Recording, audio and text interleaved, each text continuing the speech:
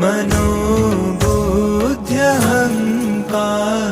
चेतानि नाहम्। न च श्रोत्रजिह्वे न च घ्राणनेत्रे न च व्योमभूमिर्न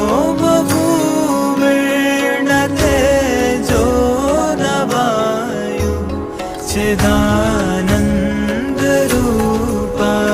शिवोऽहं शिवोऽहम्।